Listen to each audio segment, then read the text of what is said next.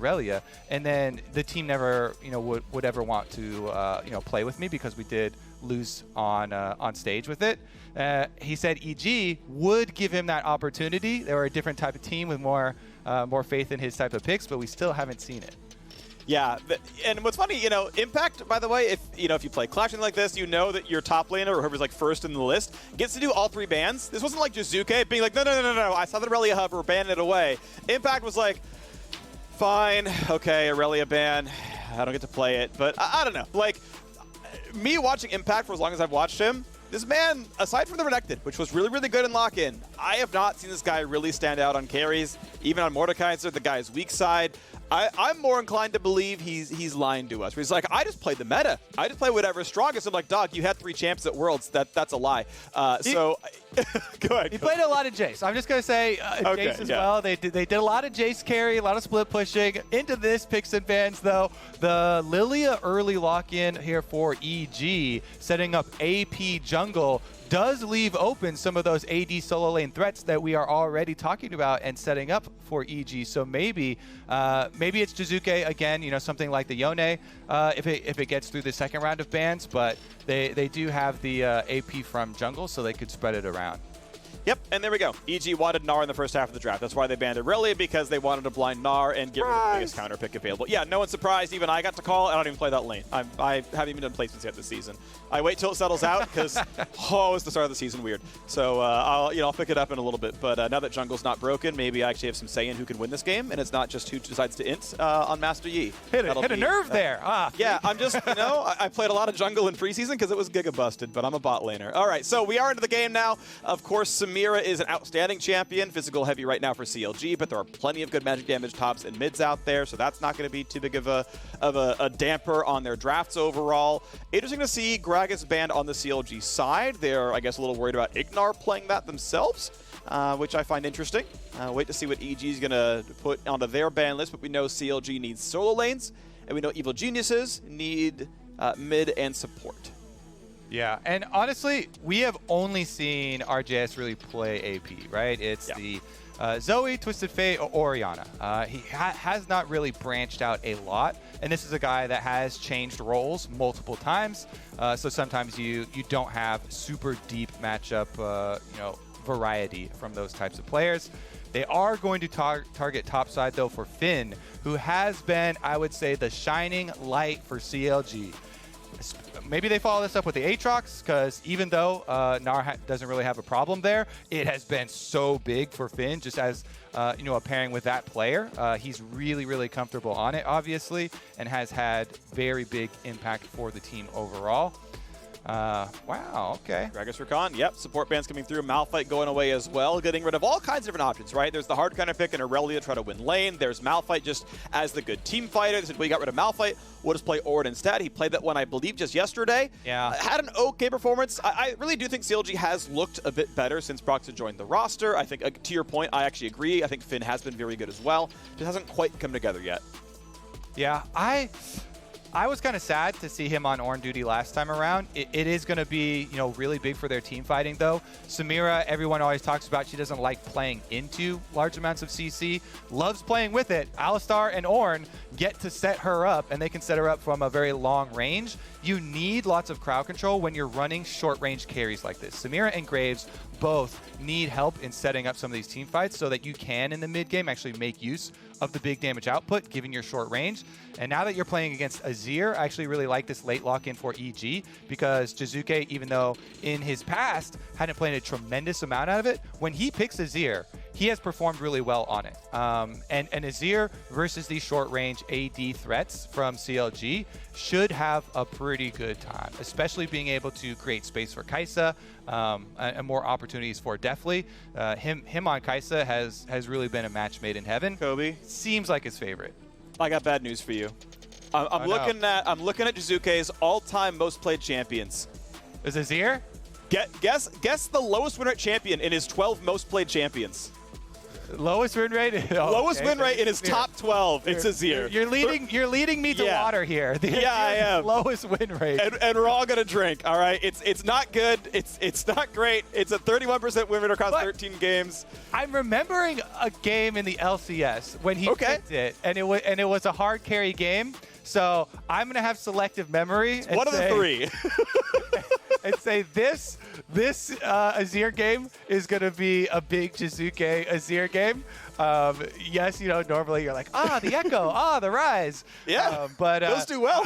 I'm going to say this one's going to be it. It is the Azir Corki matchup, too. Not a lot of excitement, for the lane phase, but you do have to pay attention to these package timings.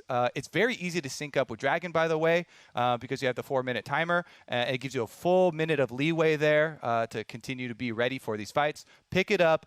Get your priority in the river. Use that package. It does insane damage, provides insane safety for the Corki because it overrides any sort of CC trying to interrupt you. You can jump in or you can use it as a bait. And I want to see CLG focus on that. Objectives, because they have been able to win early games, but they have not been able to kill Nexus. They have not. Sadly, only one Nexus so far this season, but can certainly change things around as we are onto the Rift here. Evil Genius is at 4-4, CLG at 1-7. With a win, they'd be only 5 games behind first with 9 to play until the midseason showdown. A record they can at least close the gap on and make that playoff run. But yeah, CLG, this one counting, they are 10 games to play, and playoffs right now are at 4 wins. So they have to do better than they have been doing. Obviously, it sucks they couldn't play their first 6 games with Broxah. That obviously really, really hurts.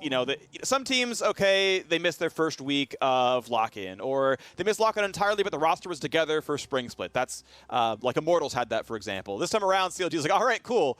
We're a third of the way through, and all right, Broxah's in. All right, let's see if we can do it. Now up against EG, obviously a fairly tough opponent here. A pretty solid team overall. A couple of quick wards to come down to track jungle pathing. Broxah going to go leashless on red. Similar for Svenskeren, doing leashless on Raptors. And the dueling's going to meet in lane. And when you have a really, really rough start like this, Phreak, it is hard to maintain a good atmosphere within the team. But for me, something I think really helps for teams like CLG is going into these games with a concrete goal to accomplish. And so that's why in the intro we're bringing up this goal of clearer communication in setting up for objectives. Because they have actually had tools to win so many of these games and have failed in that because of a lot of the setup, whether it is set up for transitioning vision over to Dragon, whether it is rushing and flipping on some Barons without being able to keep out the opponent jungler. It's these sorts of things that they do need to come into this game with hyper-focused attitudes towards so that you can have constant improvement, because sitting at the bottom of the standings, 1-7, that is what you're looking for. You're looking at actual, real change in some of these direct goals. Yeah. Great relating for Jiizuke here. Managed to poke a lot of health off of RJS. Would have got him to chug all 3 corrupting potion stacks. Yes, he has 700 TP to get back if he really, really needs to, but Svenskeren's going to feel comfortable with the fact that, look, he's already level 3. He's going to try to push Broxah around, but doesn't know that the man was already on this. But look, it's going for an early tower dive. RJS has to Valkyrie away, and even if he doesn't lose any health, he's losing the entire wave. That is Cannon golden XP gone. That's the caster minions golden XP gone, and now Brock's going to be found out. Thankfully for him, Ignar shorted the dash off of hitting the wall. Otherwise, that would have been being in taunt range. That would have forced a flash away from Broxah.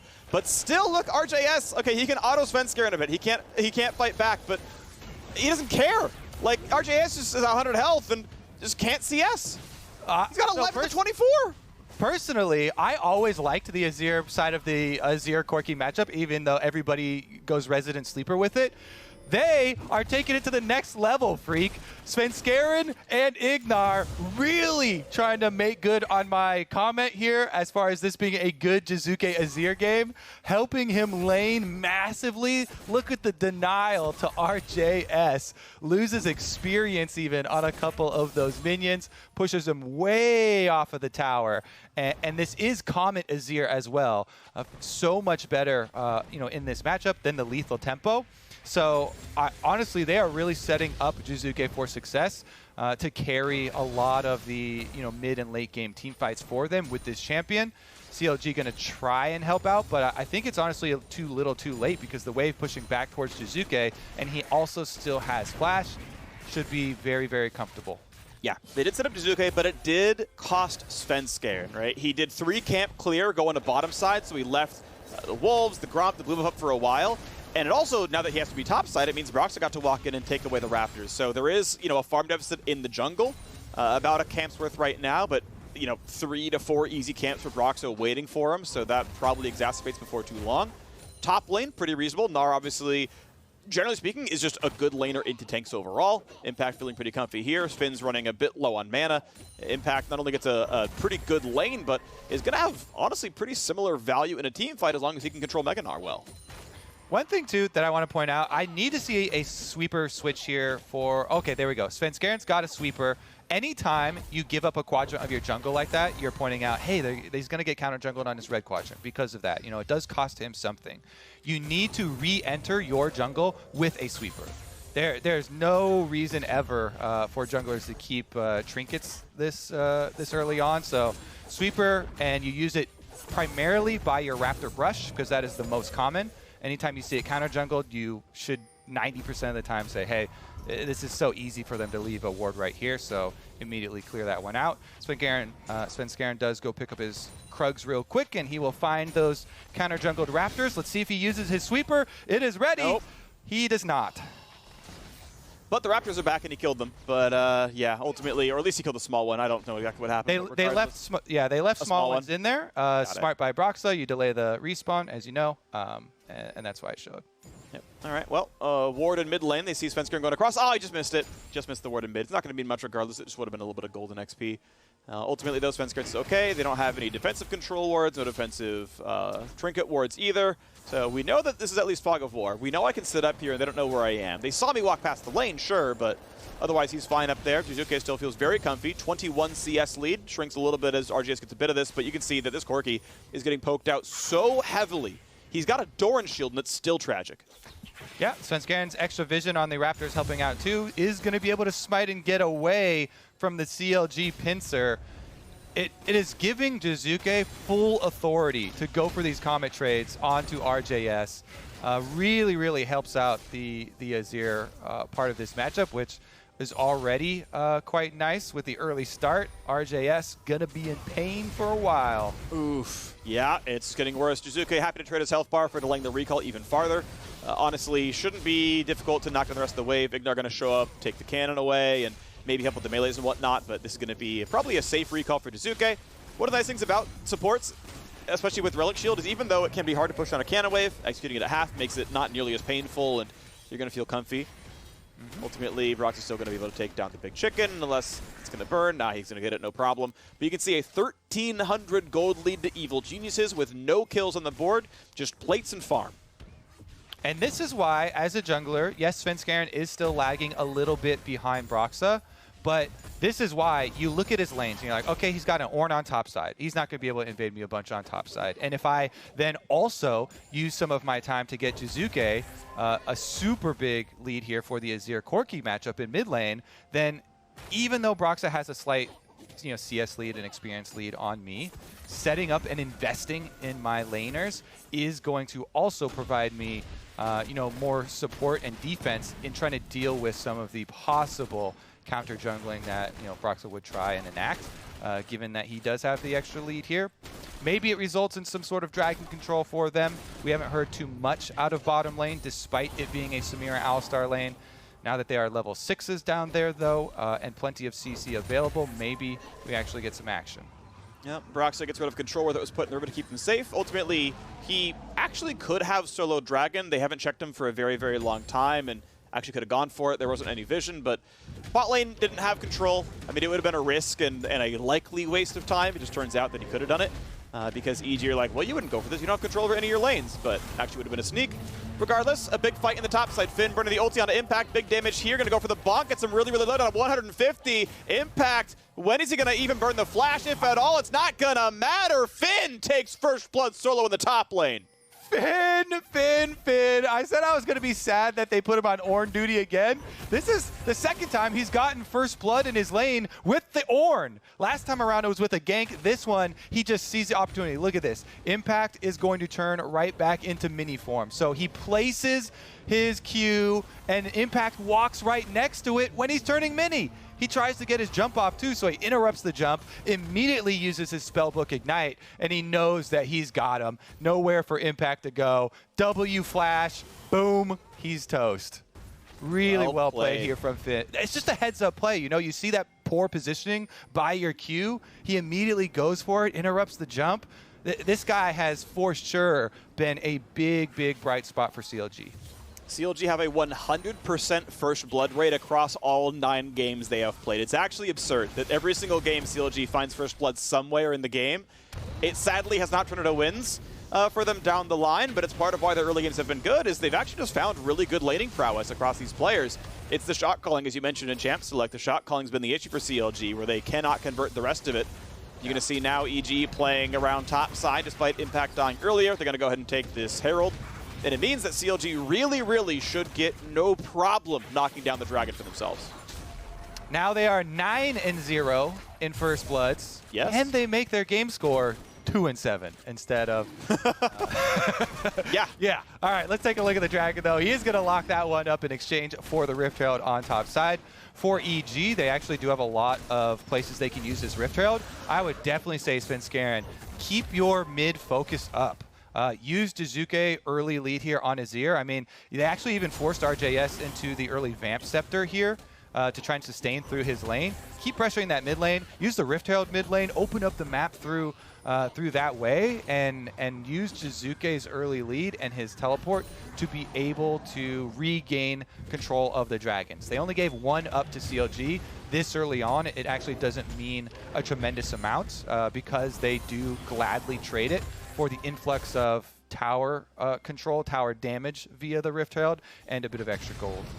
Gauntlet done for Finn. Brock's going to walk into mid. Jiizuke, I'm sure, has his extra soldier ready to dash away, but RJ just keeps being on the receiving end. You're going to see he went Vamp Scepter first item after getting the Doran Shield, all the Corrupting Potion stacks, and just getting pushed around. Jiizuke in an absolute lane kingdom here in mid. Yes, he had some help, but a lot of it was done just by himself. And this could be a turret crash they really wanted to. Only got 2 minutes left on turret plates. Svenskeren walked mid, had the Herald, not going to summon it yet. Would have been an easy way to give some money to Jiizuke. May look for a better opportunity, but again, the time is ticking. You want to make sure you don't have to waste it. I love it so much. Really, really prying open the Azir Corki matchup. It's just, this is why you take Comet. He's constantly going for harassment, chunking down RJS so low that even if you have support, you have possible gank set up here, RJS can't even add damage because he's already been chunked out. 3 people bot though, Deftly. Go for the big play. Can't get Ignar to go very far, and ultimately a flash gets him to safety. That's a pretty nice play though. Just a bit of aggression by WildTurtle makes that happen. Oh my gosh, he's in a turret. Impact gets him back for it. Top lane's all the action. Thumbs down from Impact 2. Did you forget I'm the untiltable? Solo kill for solo kill here up in the top side of the map. Honestly, really good flash though in the bottom play that we saw there. As far as the attempt from Smoothie and the prediction from Deftly. There's the Rift Herald mid that we are looking for. Phreak, last a 4th turret plate picked up here for Jiizuke. Continues to chunk him out under tower, knowing he's got a Galio nearby as well. All right, well, the teleports come back in to hold the rest of this map apart. Okay, good smite for Svenskeren, gets away from Broxah with the red steal. Well done there. No, done. Finn gonna ult in for a knock-up, and Impact, yeah, gonna lose that recall. Time for the rest of the team to show up. Can Finn make this one happen? Of course, they have vision back and forth. That's a dodge to Swirl Seed. Lands a Q slow. Galio coming in as well, but that gets canceled, I do believe, because everyone else is roaming up across the map. Yep. So, he's sleeping. Impact still on the wrong side of the lane, but he's close to Mega. He's ignited. He's still building up the bar. The shot comes down for Broxah, and CLG finds himself their 2nd kill. I love the slugfest topside. 1 for 1 here. Finn gets the last laugh with more of his teammates arriving, and Broxah getting the kill here turns this top lane right around, completing their mythics as well. But honestly, it's not going to mean a tremendous amount for the overall game state. Just pretty funny to watch how we've had the 1 for 1 here. Impact this time around, able to use his Mega Gnar, really nicely timed here under the tower. Finishes off the hyper into the ultimate there. Such a good flash to finish it. And then calculation checks out, Phreak. Yeah. escapes here under the tower, even though it close. is fully charged up. Finn gets the last laugh, though, teleports in, and look at the mini-map. Graves and Alistar already in tow. So I believe it's got to have to be Smoothie who just interrupts this Galio. He's going to see Galio channeling ultimate here right in the river, goes for the headbutt. Really nice move from him. Then he comes up here, saving his Q as well, so they have full threat, cutting off impact, and Broxah lands the ultimate. Good job, Broxah. Waiting until he's low enough for the ult to execute. You don't want to really give the kill over to Alistar if you can help it. It's good to be a bit more selfish there, and ultimately, yeah, well done. Lands it, but it's a 3,000 gold difference. Mid lane turret is already gone. We saw that during the replay. Jiizuke with an absolute lane kingdom. A bit of help, sure, but he is demolishing RJS. It is not close at all. This mid lane, maybe single-handedly, will be the reason why. And Jiizuke's record will go from 4-9 to 5-9. That'll be an improvement, you know? And WildTurtle now going to be in a rough spot. Has cleanse, burns it a bit late. Spell shield some of the damage. Gets the shield back on. Has some time to put the ulti in. Definitely not going to be the target. Auto attacks coming through, getting him pretty low. They're going to find the next stun. They're going to find the trade kill. Nicely done. And now they're going to keep the dive going. WildTurtle may have the damage. Gets taunted. Smoothie just holding the aggro. Now has to drop the turret, but Turtle should still get this kill, no problem. Gets the Q auto, and now dashes away. Well played to the squad. CLG get a 2-on-2 kill in bot lane, but they're going to be napping as the rest of EG are showing they're going to get these kills back. Turtle cannot get enough done. No mana for the ulti. He's going to drop a double kill comes through for Svenskeren. That stasis provides so much value, with CLG sticking around under the tower, waiting around to pick up the kill. Buys enough time for EG to come down and cut them off for the extra kills. This also times perfectly with the Dragon Phreak. So many times these big plays right before objectives stick around a little bit too long. It initially started out so good here for CLG, though. Turtle's able to kite away, build up style for his ultimate, so he gets his ultimate channel off. Smoothie goes into lock up Deftly because they burned his summoner spells on the previous engagement. And then Ignar here, big value stopwatch. You see on the minimap, Azir's already heading down, so even though Turtle is able to get out from under tower, teleport comes in, Svenskeren flashes for the sleep to make sure his teammates will pick up the extra kills. And this money going over to, actually both kills went to Svenskeren himself, who is building damage Lillia. So going to be plenty of damage here for the EG side as we progress through this game. Azir for Jiizuke, yes, has had lane kingdom. I think that the choice from EG and Svenskeren to send early resources to get him the lead in this lane, push RJ out early on, force his teleport use, force all his consumables to be used, allow the Azir to constantly go for these Comet trades and poke this Corki out, have led to a really good opening for them. Everybody coming mid to try and answer, though, and Jiizuke goes in. Trying to run for his life. Obviously, Pact was used now. Valkyrie as well. Scoops backwards to build even more time, but RJS wants to flash into chase. Going to be able to dodge most of the skill shots here. Turtle close by, but can I get the rest of it in? So Jiizuke burning pretty much every cooldown he has. Gets away from a 1v4. Well played as top is being attacked. So CLG made the big play. All they got was flash for flash, and they lost top lane outer turret. Yes, sir. Deftly's eaten up on top lane. All the minions. Tower goes for himself as well in solo. Kaisa being able to go side lane right now feels really good. You get her to level 11 off the next one, and he will be ready to jump in on any of these picks. You know, Lillia starts it out with a sleep. Impact there on Gnar has been one of the top lane players that is the best at managing his rage and joining with the team for those team fights. Goes without saying, as we saw yesterday. So EG set up for a very strong mid game here, and kind of as we foresaw, they aren't really worried about the dragon stacking or the early dragon that CLG got in trade for that Rift-Tailed, because they do have so much map control. Well, control going to keep going forward as they're obviously tied in Drakes right now. Going to be the second Herald picked up, no problem. Smites it to guarantee, no random snipes from the wall or anything. Fight for the chickens. Bit of a trade regardless, but still 22 CS lead for Jiizuke. 0-0-1, not the most impressive scoreline, but hey, still got first turret down there. Top turret, of course, died as well. And all right, one answered back as Finn was left alone down in the bottom lane. Honestly, getting the turret itself, the trade being a Rift Herald, that'll be half a turret. Yeah, feels pretty good. CLG comfortable with that one. 2 minutes to go to the dragon spawns, though. That'll start pulling attention pretty soon. At this point now, if you put down wards, they won't time out before it spawns. May still be swept, but might be worth fighting over it. Broxah Smoothie sitting on wards for a second. Can't find a whole lot to do. to maybe find themselves in a 4v4 if they can make the engage happen. Corki holding the wave in the top side, and Gnar spotted down a bot lane. Doesn't have teleport, so Impact cannot join. Ultimately, no 4-on-4 is going to really happen there. Finn going to walk back and catch the wave under his turret. A lot of setup here required for CLG because they need to sweep out these wards to allow Smoothie to get a good flank. Him and Finn are the big win condition here for CLG. It's their engage that allows Broxah, RJS, and Turtle to really do anything in these fights. And so clearing out and controlling this vision, allowing Smoothie to have a good engage is going to mean a world of a difference for them. Because EG, if you don't get it right on your flank, on your initiation, then you have Azir peeling for their backline, Galio ultimate coming back in. The counter engage for EG will be very, very devastating if CLG aren't able to make the first attempt work.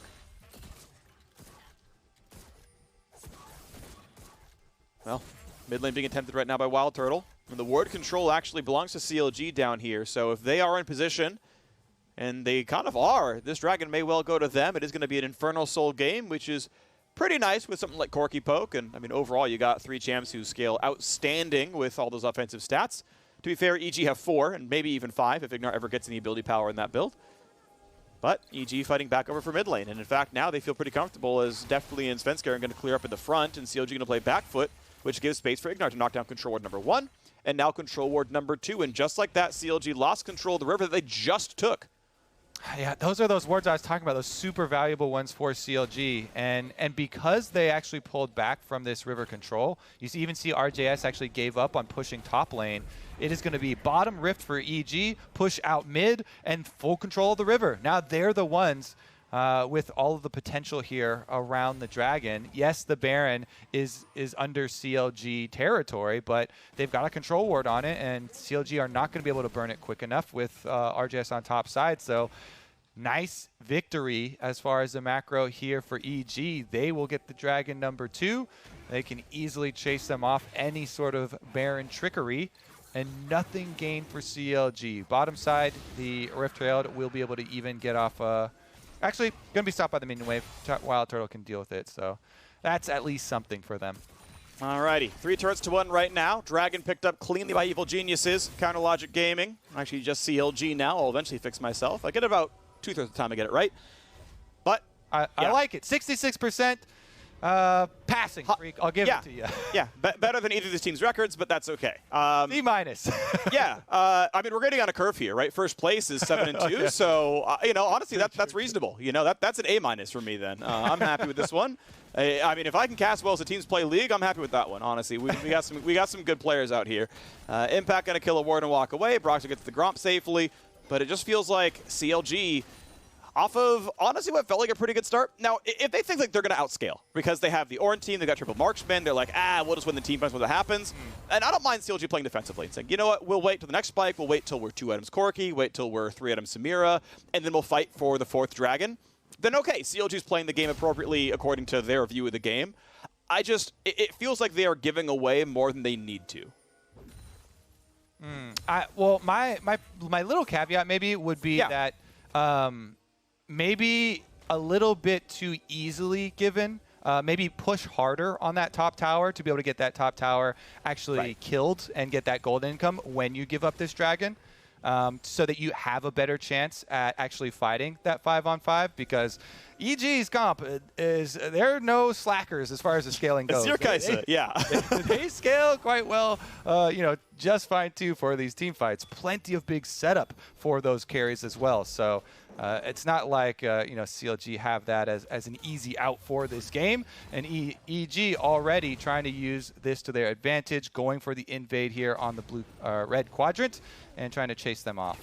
Well, Finn going for the largest health total he can go for. Smite came too early, and now the re-engage could be good. They're already sleeping on the Corki. The flash over the wall. The big combo coming across. RJS gonna lose his life, and will it be more? Galio's gonna land a stun onto Smoothie, but may not be anything else other than that one. Broxah walks away with just barely living thanks to his shield bow popping, but EG find themselves a team fight in the top jungle, and they're right in front of Baron, starting it now. I love it. Ignar flashes in to punch a sleeping RJS. Wake up, you're dead. Baron started off here by EG as well, and CLG are coming to try and answer. They've got mini Gnar, but the Baron is burned immediately. It's gone so fast, CLG looking. Finn goes for a knockup. They're going to take the fight, but this is a literal 3v5 right now. Broxah on the wrong half of this fight. Why even go in? You saw the Baron was dead, CLG. They're getting flashbacks to last year. It's already been taken. Stop doing it. They got to run away, and EG now going to just walk over this game. CLG gave away 2 more kills. This turret's gone. You got to think, yeah, CLG aren't going to be seeing much more of this game, Phreak. EG will be able to collect so much with this Baron. Already tremendous item leads for themselves. Going to have a very easy reset and push back out to finish up secondary towers. CLG doing the WandaVision %, trying to put the game in black and white as fast as possible. Going for episode 1, 2, you know, like that's the play. I haven't seen it yet. I really wish I could get that reference because it's been recommended to me, but I have not seen it yet. That's okay. Anyways, good sleep here from Svenskeren. Love the flash over from Ignar. He follows up on it immediately, gives him a justice punch to the head, and they finish off that kill. With him taken, the reason it was a 3v5 instead of a 4v5 even at the Baron is Broxah was up on either Krugs or top minion wave, while CLG actually went for the kind of curious re-engagement there in the river. So definitely still some of those issues haunting them as far as different points of view of how to play the game and really cluttering up these mid and late game opportunities for them. EG in this one, you know, they had a very substantial lead, so it's not like some of the other ones we've seen where CLG actually were in the driver's seat with big leads and that sort of stuff happened, but still trying to come in with that as their focus is definitely going to be something for review. EG, though, plenty of time left on this Baron, full minute left, should be able to continue to reap the rewards. And they're going to be reaping the bottom lane turret pretty quickly, getting it down to about 1/3. But CLG are in defense. They've got about all 5 members, but not in time to keep the turret alive. Ult comes through when Jiizuke's already got a shield, but here comes the re-engage. Finn wants it, only gets a single knockup and not onto an ideal target. They're not going to get any kind of engage. Finn's still walking, but Gnar is hitting your base. Stop chasing them down. You got to find the flank onto them. Maybe, you know, find the engage and impact. Obviously, he's able to easily run away as he just hops off the minion wave and pieces out. So CLG sadly still losing more and more of their base. Some of this is to be expected. Obviously, EG, they've got the buff. Their Red Bull Baron already at 4.1 thousand. A lot of these turrets are just going to fall off the gold deficit and the buff being on. And now, very easy Dragon number 3. This one's not defensible either. EG just kind of crossing T's and dotting I's. Yep. Knock, knock, Phreak. Impact is at your door, killing your inhibitor turret, so they're going to pick up the Infernal Soul Point Dragon for themselves. Honestly, don't know if they're actually going to have to wait the full duration to pick that one up to finish it off. They've got plenty of momentum here, even though Baron is timing out, keeping up the pressure towards mid. Well, the shield bow's been upgraded, so the surge of stats have come through to the primary carries on CLG, as RJS and WildTurtle now have the extra attack damage and such, but it is still going to be a tough road ahead. Like, yeah, Ornn prints you know, what is it, about 800 gold per player, I think is the number, maybe about 1,000. And that is nice. Obviously, his own stat multiplication gets added as those come through as well, but that doesn't make up the 8,000 gold difference. The extra stats to the double Infernal Drake. EG, obviously, with the level lead of most of their players as well, are going to be very comfortable here. And it's going to be a very slow road. CLG have very limited playmaking, right? Their hard CC comes through Finn, and it comes through Smoothie. It's really, really ult reliant, right? It's okay, Finn sounds the horn. Was EG in the right place or the wrong place? If they're in the wrong place, okay, CLG might find it. If they're in the right place, doesn't matter. They can kite back, they can stay grouped, and CLG can't really split them up.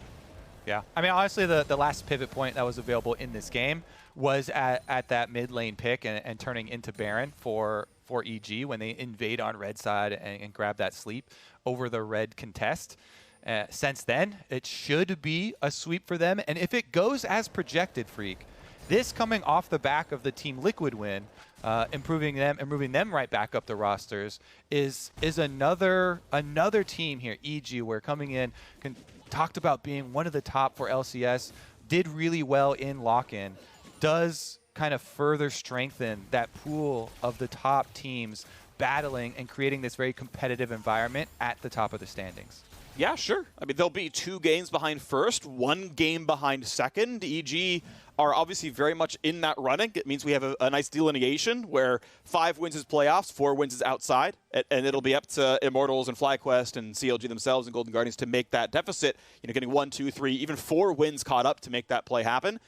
Obviously, CLG looking on the outside at 1 and 8 is going to make that playoff run very tough, but, hey, look. This is their 3rd game with their actual roster. Like, they drew the bad RNG of Visas not being ready in time. Like, it sucks to suck, but look, these records carry through. They actually matter towards Worlds as well. It's a 5x round robin for Worlds. You don't reset after spring playoffs like you did in years past. And, well, I'm sorry about that, but you have to make the games up somehow. I just think it's funny that you slip in the "it sucks to suck" right in the middle of the speech. Fair enough, Phreak. Honestly, this might not be their full roster, by the way. The door is still open on if they put Poe Belter back in. I know they've been considering since, Broxah is a jungle change. Mid-jungle is very important. Maybe they even still have moving parts. So there's nothing to say even that CLG actually even finished the year with this exact starting lineup. They still obviously have a lot of things to work out internally for themselves. Currently in this game, they've got a lot of stuff to work out, and everything is stacked against them. So with RJS on the bottom lane right now, trying to catch this extra wave. Don't believe he has a package in tow.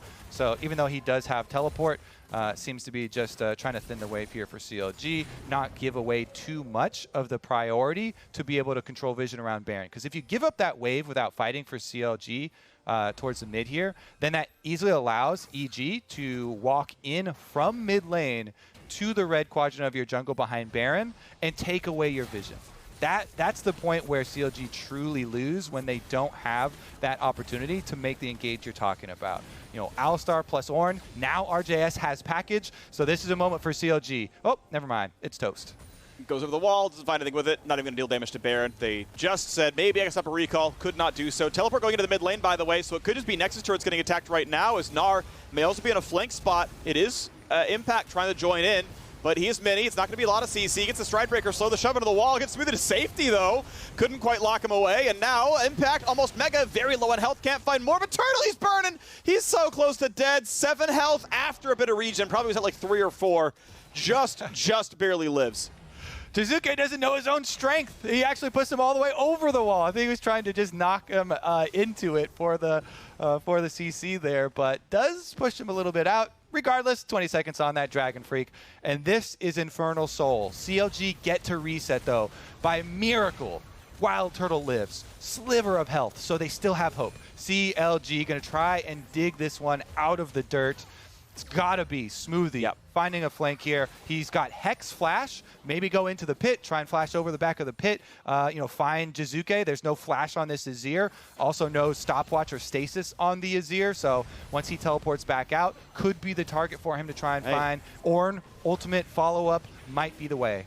Jiizuke's on the way. Turtle got Infinity Edge during that death, or so I should say during the walk back to the fountain. He hit the big power spike every AD carry cares about. 4K health on this Dragon. Smite fight's going to be important. Broxah is down 2 levels under Svenskeren. Fight might continue. They're going to find a first taunt. Finn now has ulti available, level 16 Ornn. Will they find the engage? Smoothie finds a single stun. Svenskeren's low. Burns the stopwatch. Stun to the backline. Svenskeren forced to flash away. This could be an easy Dragon pickup, and it's going to get picked up by Broxah. Team fight begins. 1 for 0 so far. Mini Gnar doesn't do any damage at all, and they're going to find a second. A double kill for WildTurtle, and CLG are on the chase. EG forced one away, and they are missing their jungler. Baron is available, and CLG, truly counter logic, may in fact find a comeback win after so many comeback defeats. Oh, they're digging it out of the dirt. All right, Phreak, CLG make the play. They stave off the Dragon Soul. They're going to pick up the Baron, and they're going to send this gold swinging right back the other way. Oh my goodness, even the minions are in on it. They take the top tower themselves. Minions are rallied up, Phreak. CLG is making a comeback. Oh, all right, let's take a look at it. How did they pull this one off? It was Mega Gnar expiring for impact. So his ult only goes on to Finn because of the flash there from the backline from CLG. Once Mini Gnar is in effect for impact, CLG make the call. Really like this decisive engage for them. They chunk down Svenskeren, and critically, They hit the smite here. Broxah gets the one that matters. Then they finish off the mini Gnar in the back line that's sectioned away, and they push towards the Baron. What a roller coaster. They figured it out. CLG can't win early game, then they'll lose the late game, Phreak. And the late game is where you win the Nexus kill. So now they flipped the script. Great! We'll see how much they can do. Obviously, the items are still stacking up. Finn should have all 5 upgrades now to his team. So, yes, there is some portion of the Goldie that lies because the pure stats in CLG are a bit better. Ornn ulti hits a couple. You got Samira ready to go for the ult, but the Mega Gnar sets it up, and he's just dead right away. A solo kill for RJS, trades the mid laner out. The re-engage on Ignar puts him low. They can find that kill. Just need one hit, and Broxah's going to find it. I believe it's a 3v3 now on the map, but CLG have a full health mid laner, which means they're going to be okay. Turtle, he needed that shell. Needed to be a little more defensive. He got completely dogpiled on and didn't get to clean up anything, but CLG will get turret number 3, and they can siege a little bit towards turret number 4. Yep, there's a lot of gold to get picked up. Whenever you get a late game Baron like this for the losing team, usually results in really big Baron power plays because there's so much standing gold in these towers that they can then pick up. So 2 here on mid. Nobody was around the top one in the top lane that died, so they didn't get the local gold for it, but definitely happy to reopen the map for themselves. They got a little bit ahead of themselves on the engage towards mid lane with the look from Smoothie, but still are able to get the value here out of the extra 2 tower kills. Here's another look, and remember, on the bottom of your screen, you see Jiizuke going versus RJS. He comes right from behind him, lands the auto plus the Q there, so immediately takes out the Azir. That's why, even though WildTurtle goes down in the melee there, getting locked up, they still have priority here for CLG because RJS finds the angle onto Jiizuke, takes him out while everybody's distracted. Alrighty, back on the map. The gold difference now only 5,000. It's still rough. I would probably still take EG overall, but CLG have brought it a lot closer than it was. There's certainly a fighting chance here. Next dragon spawns in 135, and all CLG can get is delaying the soul and saying, well, in 5 minutes, maybe we can get it. But it means they've got to win a lot of dragon fights in a row. You don't want to give that one away. Judging by the last few fights, they can certainly contest. And certainly they've got the abilities to do so. If Jiizuke can't get a good team fight, RJS can assassinate. And indeed, CLG now playing with the wards. They own the jungle. They own a lot of the movement around this map. Makes it hard. Ignar can't really do much. He's level 13. He's an easy mark in a lot of these cases. Can't fight for the wards.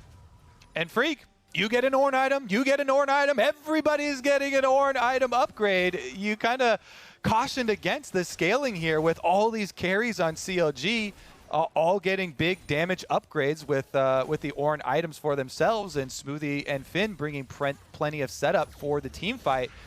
They definitely have the power. 47 seconds on this setup for another Infernal point for EG, though.